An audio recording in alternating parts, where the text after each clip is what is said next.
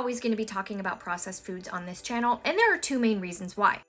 Yesterday, a commenter tagged me in a video that another dietitian had made where she basically said that dietitians need to do a better job on social media. Argument being that accounts that are filled with debunk videos and debunks of ultra-processed foods and discussions of ultra-processed foods come across as the dietitian promoting ultra-processed foods, which doesn't look very good considering the poor health of the people in our nation. She elaborated by saying that instead, people need to be educated about whole foods because obviously we know that that's better for people's health. And although I don't disagree with this, there seems to be one thing that's absent, which is the most important thing I've learned in my 13 plus years of being a dietitian. That's the needs of other people or your client always come before yours, your agenda, your bias, etc. Which leads me to my two reasons. Quick reminder, nobody is telling you to compose the entirety of your diet full of ultra-processed food. But simply because something is processed doesn't mean it's unhealthy. Cheese, canned beans, canned meat, whole grain bread, whole grain pastas.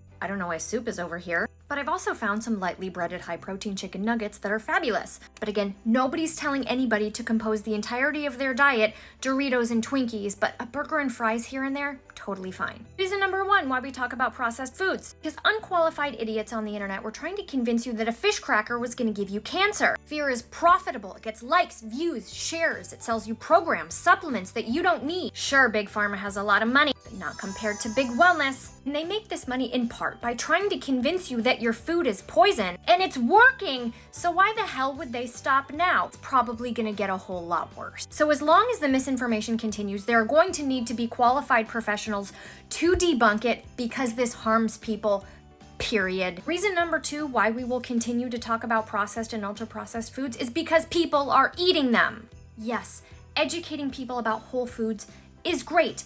Most people know that a whole food-based diet is healthier than ultra-processed foods, but that is not our problem. Affording the food is the problem. And likely because of this horrific election, that's not going to get better either. Moreover, there are large population groups that rely heavily on processed and ultra-processed foods to sustain their health. And they need to be taught balance and how to eat within the constraints of their diet, and they need to know that they are doing a good job. And if a dietitian says to them, you can't eat these foods, they are unhealthy, you are not meeting the needs of that population and you are not doing your job. People's needs always come before your bias. So dietitians, maybe we do need to do a better job, but maybe it doesn't look like what you think it does. Let me know in the comments. Okay, bye.